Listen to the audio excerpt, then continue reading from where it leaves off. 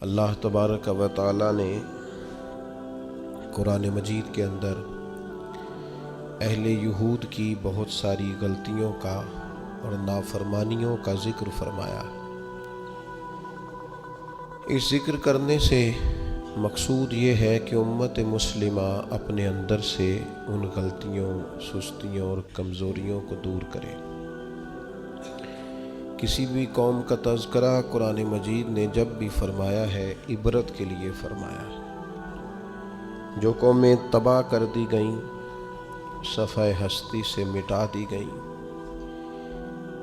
कौन से जराइम थे, कौन सी उनकी ख़ताएँ थीं, क्या सबब बना जिसकी वजह से उन्हें इतने सख्त किस्म की सज़ाओं का सामना करना पड़ा, और नतीजतन उन लोगों का नामो निशान और उनकी बस्तियां तक सफ़ाए दहर से ख़त्म हो गई। हमें उन चीज़ों को अपने अंदर से दूर करना है और अपने से उन चीज़ों को हमेशा दूर ही रखना है। एक बहुत बड़ा मसला बनी इसराइल के अंदर ये था कि वो हक बात नहीं कहते थे। होता ये है कि जब इंसान हक बात बयान करता है तो कुछ लोग उसके मुखालिफ हो जाते हैं। आप किसी शख्स के साथ उतनी देर तक पूरी मोहब्बत रख पाते हैं जब आप उसकी हर बात में उसकी तायीद करते हैं। जहां आप किसी को रोकते हैं, मना करते हैं, इजहार हक करते हैं, वहां वो शख्स मुखालफत शुरू कर देता है। कभी भी ऐसा नहीं होता कि किसी शख्स को आपने किसी काम से रोका हो और बड़ी जल्दी वो रुक गया हो, वो उससे कड़वी गोली महसूस करता है। दो हुक्म है शरीयत इस्लामिया में मुसलमानों के लिए। एक ये है कि तामुरून बिल मारूफ, नेकी का हुक्म दो, और एक ये है कि वतनहौना अनिल मुनकर, बुराई से मना करो। नेकी का हुक्म देना तो आसान काम है, खैर की बात बताना आसान है, लेकिन बुराई से रोकना, किसी को ये कहना कि यार तू ये काम ठीक नहीं है, गलत है, ये बात कहना, ये बड़ा मुश्किल काम है। हम क्या करते हैं, हमें पूरी खबर होती है, पूरा इल्म होता है कि ये आदमी बुराई में मुब्तला है, और कोई ऐसी बात नहीं, कोई मुश्किल काम नहीं उसे रोकना, सिर्फ इसलिए कि मेरा मुखालिफ हो जाएगा, मेरे बारे में अपने दिल में बोझ पैदा कर लेगा। इस एक छोटी सी लालच के लिए हम इतना बड़ा काम छोड़ देते हैं जिसकी वजह से अल्लाह ने उम्मत को फजीलत वाला बनाया। और बाज़ ऐसे लोग भी मैंने देखे हैं कि जिनके बिल्कुल वो शख्स मातहत होता है, उनका फर्मा बरदार होता है, उन्हें अपना बड़ा जानता है, अगर वो उन्हें रोकेंगे तो वो बंदा आसानी से रुक जाएगा।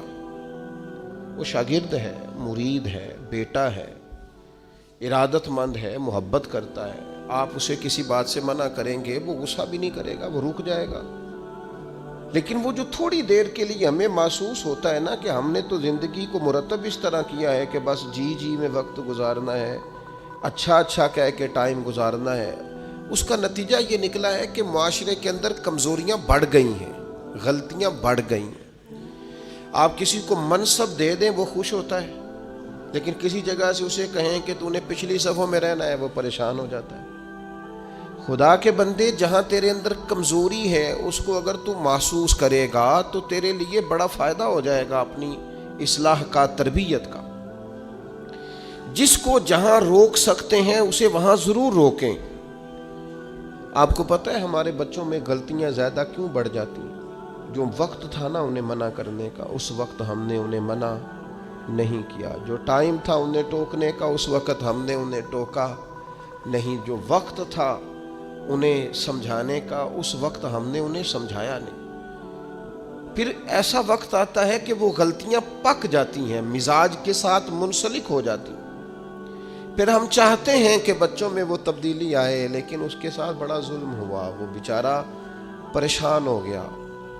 आप कोई जुमला गलत पका लेते हैं ना पढ़ते पढ़ते, तो वो पक जाता है। ठीक कराना भी चाहे बाद में तो एक वक्त आता है वो ठीक नहीं होता, लेकिन अगर वक्त पे उसे ठीक कर दिया जाता तो वो ठीक रहता। اپنوں کے ساتھ پیار کریں، اپنوں کے ساتھ محبت کریں، اپنوں کے ساتھ آپ کا رشتہ خلوص والا ہو۔ آپ دیکھیں وہ کہاں غلطی کر رہے ہیں، وقت پر ان کا ہاتھ پکڑیں۔ فصل کے ساتھ جڑی بوٹی اگ گئے تو میرے بھائی جڑی بوٹی کاٹنا بھی لاڈ ہی ہوتا ہے، وہ بھی فصل کے ساتھ پیار ہی ہوتا ہے۔ بچوں میں، شاگردوں میں، مریدوں میں، بھائیوں میں، دوستوں میں غلطیاں آ جائیں تو ان غلطیوں کو دور کرنا یہ محبت ہے۔ آپ اپنے دوستوں کو منع کریں گے تھوڑی دیر کے لیے، یہی ہے نا کہ وہ آپ کو کہیں گے کہ یار جا تو اپنا کام کر، تو یہ تانا آپ نے کس کے لیے سہا؟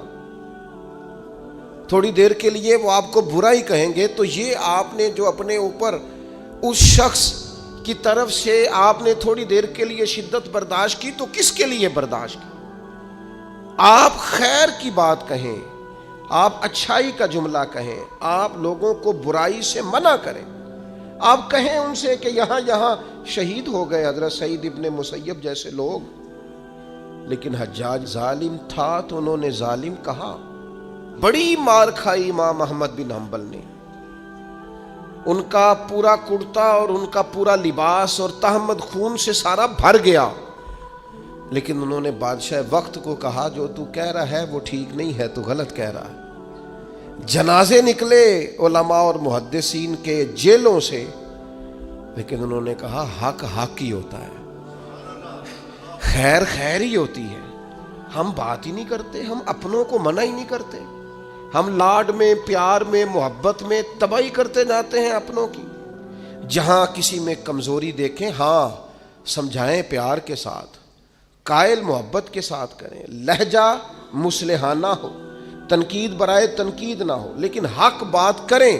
بنی اسرائیل کا جرم کیا ہے؟ ان کا جرم یہ ہے کہ اللہ تعالیٰ انہیں فرماتا ہے وَلَا تَلْبِسُوا الْحَقَّ بِالْبَاطِلِ، حق کو باطل سے نہ ملایا کرو، وَتَقْتُمُوا الْحَقَّ وَأَنْتُمْ تَعْلَمُونَ، اور جانتے بوجھتے ہوئے حق نہ چھپایا کرو۔ نہ باطل کو حق سے ملاؤ، نہ حق کو چھپاؤ۔ وَأَنْتُمْ تَعْلَمُونَ، تمہیں پتہ ہے، تم جانتے ہو۔ میرے نبی پاک صلی اللہ تعالیٰ علیہ وآلہ وسلم نے ارشاد فرمایا، جب کسی سے کوئی بات پوچھی گئی اور وہ بات جانتا تھا، اسے علم تھا، وہ گواہی اس کے پاس موجود تھی، وہ شہادت اس کے پاس تھی، اس سے پوچھا گیا لیکن اس بندے نے چھپائی۔ یہ سنن ابو داؤد میں حدیث ہے۔ اللہ کے محبوب فرماتے ہیں قیامت کے دن اس بندے کے منہ میں اللہ آگ کی لگام ڈال دے گا۔ لو اب تیرے منہ میں لگام ڈال دی اور وہ بھی آگ کی، اب نہ بولنا، چونکہ جب حق بولنے کا ٹائم تھا تب تو نہیں بولا، جب تیری ضرورت تھی، جب تیرے کہنے سے مظلوم بچ سکتے تھے، جب تیرے بات کرنے سے ظالم پکڑے جا سکتے تھے، جب تیرے دو جملے کہنے سے کسی شخص کی زندگی بھر کی جمع پونجی بچ سکتی تھی، تو بولا نہیں، تو آج تو میدان محشر میں آیا ہے۔ تو میرے محبوب کہتے ہیں، حضور فرماتے ہیں رب اس کے منہ میں آگ کی لگام ڈالے گا۔ اقبال کہنے لگے اپنے بھی خفا مجھ سے ہے اور بیگانے بھی ناخوش، کیوں؟ میں کہتا ہوں وہی بات سمجھتا ہوں جسے حق۔ یہ میری مجبوری ہے کہ میں نے ہمیشہ حق کہا ہے، تو اپنے بھی خفا مجھ سے ہیں اور بیگانے بھی ناخوش۔ سب جگہ پہ میں ملامتی ہوں، ہر شخص میرے بارے میں رائے دیتا ہے کہ بڑا سخت گیر آدمی ہے، بڑے مزاج کے اندر شدت پائی جاتی ہے، کیوں؟ کہ کہتا ہوں وہی بات سمجھتا ہوں جسے حق۔ گروپ بنے ہوئے ہیں، گروہ بندیاں ہو گئیں، کلمہ حق کہیں۔ یہودیوں نے جرم کیا کیا تھا؟ انہیں پتا تھا کہ نبی پاک اللہ کے رسول ہیں، اور کتنا پتا تھا؟ اللہ قرآن مجید میں ارشاد فرماتے ہیں یعرفونہ کما یعرفون ابناءہم، محبوب یہ آپ کو اس طرح جانتے ہیں جس طرح بندہ اپنے بیٹے کو پہچانتا ہے۔ یہ جو اہل کتاب ہے نا، یعرفونہ کما یعرفون ابناءہم، آپ کو اس طرح پہچانتے ہیں جس طرح بیٹوں کو پہچانتے ہیں۔ تو رات کے اندر انہوں نے آپ کی ساری خبریں پڑھ لی ہیں، ایک ایک نشانی جانتے ہیں۔ حضرت عبداللہ ابن سلام فرماتے ہیں اللہ کا قرآن اتنا سچا ہے، میں نے تورات پڑھی ہوئی ہے، میں مسلمان ہوا ہوں، میں تمہیں قسم اٹھا کے کہتا ہوں کہ جس طرح میں اپنے بیٹے کو پہچانتا ہوں نا، اس سے بڑھ کر مجھے تورات نے بتایا ہے کہ رسول رحمت اللہ کے سچے رسول ہیں۔ لیکن نہیں ماننا تو نہیں ماننا، اڑ جانا ہے تو اڑ جانا ہے۔ گروہ پرست ہو جاتے ہیں لوگ، حق پرست نہیں ہوتے۔ پارٹی کو سپورٹ کرتے ہیں، حق کو سپورٹ نہیں کرتے۔ اپنے گروپ کے حمایتی ہیں، حق کے حمایتی، برادری کے حمایتی ہیں، پر حق کے حمایتی نہیں ہیں۔ اپنی تنظیم کے، جماعت کے، اپنے آپ کے حمایتی ہیں، حق کے حمایتی۔ بندہ مومن گروہ پرست نہیں ہوتا، بندہ مومن حق پرست ہوتا ہے۔ وہ دیکھتا ہے حق کدھر ہے، وہ حق پرست۔ چھوڑ دیں یار، تھوڑی سی زندگی ہے، گروہ پرستی نہ کریں، اپنے آپ کے ساتھ جھوٹ نہ بولیں، اپنے آپ کو دھوکہ نہ دیں، لوگوں کی گڈ بک میں آنے کا شوق چھوڑ دیں، رب کی بارگاہ کے اندر، اپنے ضمیر کی عدالت کے اندر اپنے آپ کو رکھیں۔ خدا را ساری زندگی اپنی شخصیت کو اور اپنے کردار کے حسن کو چھپا کر نہ گزار دو۔ ساری زندگی جو آپ کے اندر ایک مومن بیٹھا ہے، اس مومن کو سلا کے وقت کیوں گزارتے ہو؟ وہ اندر جو نبی پاک کا غلام بیٹھا ہے، جس نے اپنے کریم سے سیکھا ہے کہ سارا زمانہ بھی مخالف ہو تو بات وہی کرنی ہے جو حق اور سچ ہے، اس مومن کو کیوں سلاتے ہو؟ اسے تھپکی کیوں دیتے ہو؟ بچے ہمارے جذبہ رکھتے ہیں حق کا، شوق رکھتے ہیں حق کا، مزاج رکھتے ہیں حق بینی کا، ان کی طبیعت میں ولولہ ہے، جوش ہے۔ ہم انہیں مداحنت سکھاتے ہیں، ہم ان کہتے ہیں نہ بیٹا گراؤنڈ ریالٹی دیکھو، نہ میرا بیٹا تم نہ بات کرنا، نہ ہمارا کیا لینا دینا، کاروبار ٹھیک چل رہا ہے، دکان ٹھیک چل رہی ہے، ادارہ ٹھیک چل رہا ہے، خبردار۔ اس کا نقصان یہ ہوا ہے کہ ظلم اور جبر کے ڈیرے عام ہیں۔ جب آپ کو حق سمجھ میں آ جائے پھر دیر نہ کرنا، ورنہ دیر ہو جائے گی، پھر دیر نہ کرنا، پھر اندھیرا ہو جائے گا، پھر دیر نہ کرنا۔ اگر حق کو حق نہ مانو گے، نہ کہو گے، تو پھر اچانک باطل کو ہی لوگ حق سمجھنے لگ جائیں گے۔ پھر تم محسوس کرو گے کہ بہت سارے لوگ ایسے ہوں گے جو اندھیرے میں اٹھیں گے، اندھیرے میں چلیں گے، اندھیرے میں گر جائیں گے، اور اندھیرے میں کوئی ان کا ہاتھ پکڑنے والا نہیں ہوگا۔ اب تو جھوٹ اتنا بولا جاتا ہے کہ لوگ سچ بولنے والے کو اجنبی سمجھتے ہیں۔ اب تو ریاکاری اتنی کی جاتی ہے کہ اخلاص والا بندہ انوکھا محسوس ہوتا ہے۔ اب تو دھوکہ اتنا عام ہے کہ خالص چیز بیچ دی جائے تو لوگوں کے لیے ہضم کرنا مشکل ہو جاتا ہے۔ خدا را بندہ مومن کی یہ شان نہیں ہے۔ آپ نے ناراض نہیں ہونا، لوگ فتویٰ لینے آتے ہیں، فیصلہ کرانے آتے ہیں، لیکن وہ یہ نہیں کہتے کہ جو میرٹ ہے وہ کر دیں۔ وہ کہتے ہیں جو میں آپ کو کہہ رہا ہوں نا وہ ٹھیک ہے۔ وہ مسئلہ پوچھنے آتے ہیں تو کہتے ہیں جی وہ جگہ اس طرح ہو جائے تو پھر دین یہ بھی تو کہتا ہے نا، پھر اس طرح ہو جائے تو اسلام کا یہ حکم بھی تو ہے نا، اسلام یہ والے حقوق بھی تو بیان کرتا ہے نا۔ تو اب اس نے یہ کہا تھا تو میں جواب میں یوں نہ کرتا، اس نے پھر یہ بات کی تھی تو میرا یہ نہیں بنتا تھا۔ تو میں بہت سارے دوستوں سے خوش طبعی کرتا ہوں، میں کہتا ہوں پھر آپ لکھ دیں بھلا میں نے کیا کہنا ہے، آپ مجھے لکھ کے دے دیں، میں وہ بول دیتا ہوں، اس لیے کہ ساری بات کا تو آپ کو پتہ ہے، آپ تو سب علم رکھتے ہیں، اور آپ تو مجھے اپنی رائے اس طرح سے دے رہے ہیں کہ جس طرح میں وہی کہہ دوں جو آپ، تو پھر آپ کو آنا ہی نہیں چاہیے تھا، گھر میں فیصلہ کر لیتے۔ خدا کے بندے اپنے آپ پر فیصلے نہ کرو، اپنے آپ کو قانون کے حوالے کرو، پروٹوکول سے نکل آؤ۔ میں اور آپ اس رسول کے ماننے والے ہیں جس کریم محبوب نے وصال ظاہری سے پہلے منبر پر بیٹھ کر صحابہ سے کہا تھا میرا ارادہ ہو گیا ہے لوٹ جانے کا، میری طرف سے کسی کو تکلیف پہنچی ہو تو میں حاضر ہوں۔ آنا ذرا ایک ایک کر کے ہم بھی 2 منٹ کے لیے بہو سے پوچھ نہ لیں، داماد سے پوچھ نہ لیں، جس بیوی نے ساری زندگی کوڑے کے نیچے وقت گزارا ہے اس سے پوچھ نہ لیں کہ تو میری طرف سے راضی ہے کہ ناراض ہے۔ پڑوسیوں سے 1-2 دفعہ بات کر نہ لیں۔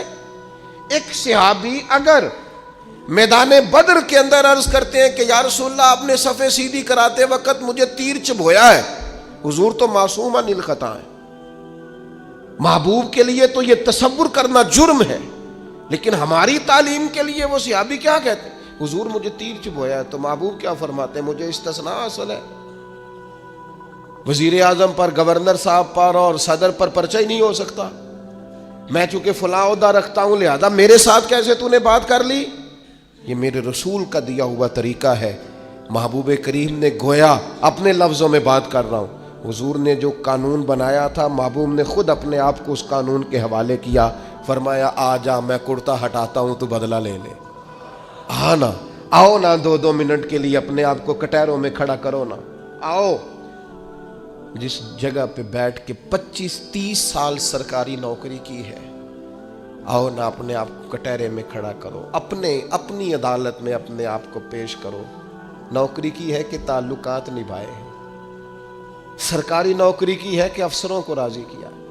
آؤ نا جن کو منصب ملے ہیں، منصب جن کو عہدے ملے ہیں، جن کو بڑا کچھ ملا ہے، وہ تھوڑی دیر کے لیے آئے نا اپنے آپ کو کٹہروں میں کھڑا کر۔ وہ پیر صاحب، وہ مولوی صاحب جن کے لوگوں نے ہاتھ بھی چومے اور ان کے پیروں میں نذرانے بھی ڈالے، اور گھنٹوں لوگوں نے سڑکوں پہ پھول لے کے جن کا استقبال بھی کیا، اور جن کے بچوں کو بھی لوگوں نے سلوٹ کیا کہ یہ شیخ کی اولاد ہے، وہ آئے نا کبھی کٹہرے میں کھڑے ہو کے بتائیں نا جس دین نے انہیں اتنا دیا ہے انہوں نے اس دین کو کیا دیا ہے۔ وہ اپنی عدالت میں خود پیش ہوں، وہ بتائیں کہ تم بتاؤ نا، تمہارے ارد گرد والے بہت سارے لوگ وہ بھی ہیں جو چھابڑی لے کے سودا بیچنے جاتے ہیں، تمہارے ساتھ اٹھنے بیٹھنے والے وہ بھی ہیں جو 30-40 ہزار کی نوکری کرتے ہیں۔ خس خس جنہ قدر نہ میرا تے صاحب نو وڈیائیاں، میں تے گلیاں دا روڑا کوڑا تے محل چڑھایا سائیاں، تو دے نہ جواب دے، لیکن حق بات کی جرت ہی نہیں، مزاج ہی نہیں، طے کر لیا ہے کہ حق نہیں کہنا، صرف گروپ بندی کرنی ہے، صرف مزاج یہ بنا لیا ہے کہ میں کسی کو ناراض نہیں کرنا چاہتا، ہو جائے ساری دنیا ناراض ہوتی ہے، بس یہ سوچ کے رات سو جانا سارے ناراض ہو جائیں تو کام چل جائے گا، کہیں اللہ رسول نہ ناراض ہو جائے، یہ سوچ کے سویا کرو۔ ہمارا حضرت صفیہ رضی اللہ تعالی عنہ ام المومنین ہے، آپ کا چونکہ ایک یہودیوں کی فیملی سے تعلق تھا، فرماتے ہیں میرے والد اور میرے چچا مجھ سے بڑا پیار کرتے تھے، میری طرف بڑی توجہ رکھتے تھے، تو میں جس دن حضور مسجد قباء کے قریب تشریف لائے تو میرے چچا اور والد حضور سے مل کے آئے، تو ان کی کیفیت اتنی بدلی ہوئی تھی، انداز اتنا بدلا ہوا تھا کہ میں ان سے ملنے گئی تو انہیں توجہ ہی نہیں کی، میں دروازے تک ان کے استقبال کو گئی، انہوں نے توجہ کوئی نہیں کی، بڑے عجیب سے پریشان تھے، پانی پوچھا تو انہوں نے اس پر بھی کوئی بات نہ کی، ایک دوسرے سے وہ کلام کرنے لگے والد اور چچا، تو میرے چچا والد سے پوچھتے ہیں کہ وہ جو تورات میں ہم نے نشانیاں پڑھی تھی یہ وہی نبی ہیں؟ تو میرے والد کہنے لگے حرف حرف سچا ہے، یہ وہی پیغمبر ہے۔ میرے چچا کہنے لگے پھر خیال کیا ہے آپ کا، کرنا کیا ہے؟ تو کہنے لگے میں جب تک زندہ رہوں گا معاذ اللہ ان کی مخالفت کرتا رہوں گا، حق پہنچ گیا ہے، اطلاع آ گئی ہے، انشراح صدر ہو گیا ہے، دل گواہی دے رہا ہے سچے رسول۔ حضرت صفیہ رضی اللہ تعالیٰ عنہ ام المومنین فرماتی ہیں کہنے لگے یہ وہی رسول ہیں، ایک ایک بات سچی ہے، ایک ایک حرف سچا ہے، ایک ایک قول سچا ہے، ان کی تو ادائیں بھی وہی ہیں جو تورات زبور انجیل میں لکھی ہیں، لیکن میں ساری زندگی مخالفت کروں گا۔ ہم نے غور کرنا ہے یہودیوں والی یہ عادت کہیں مسلمانوں میں تو سرایت نہیں کر گئی، جس کا ہمیں پورا پتہ چل جاتا ہے یہ حق ہے ہم اس کے بھی مخالف ہیں، جس کی بات کے بارے میں انشراح صدر ہو جاتا ہے، دل گواہی دیتا ہے کہ بات بالکل ٹھیک ہے، اس کو بھی قبول نہیں کرتے۔ تو اہل یہود کا طریقہ ہے، مسلمانوں میں کیسے آ گیا؟ یہ کب ہوتا ہے؟ یہ کیوں ہوتا ہے؟ کیا چیز وجہ بنتی ہے کہ جب انسان اس طرح کا رویہ اختیار کرتا ہے؟ تو قرآن مجید نے اسے بھی بیان کیا، فرمایا اَرَأَيْتَ مَنِ اتَّخَذَ إِلَٰهَهُ هَوَاهُ، کیا آپ نے اس شخص کو دیکھا ہے جس نے اپنے نفس کی خواہش کو ہی اپنا خدا بنا لیا؟ اَرَأَيْتَ، کیا آپ نے دیکھا ہے من اتخذ الہہ ہواہ، اس شخص کو دیکھا ہے جس نے خواہش نفس کو ہی خدا مان لیا؟ نبی پاک صلی اللہ تعالی علیہ وسلم نے ارشاد فرمایا، آسمان کے سائے کے نیچے اللہ کے سوا پوجے جانے والے معبودوں میں سے سب سے سنگین اللہ کے نزدیک وہ معبود ہے جو لوگ اپنے نفس کی خواہش کو معبود بنا کے پوجتے ہیں۔ رب کہتے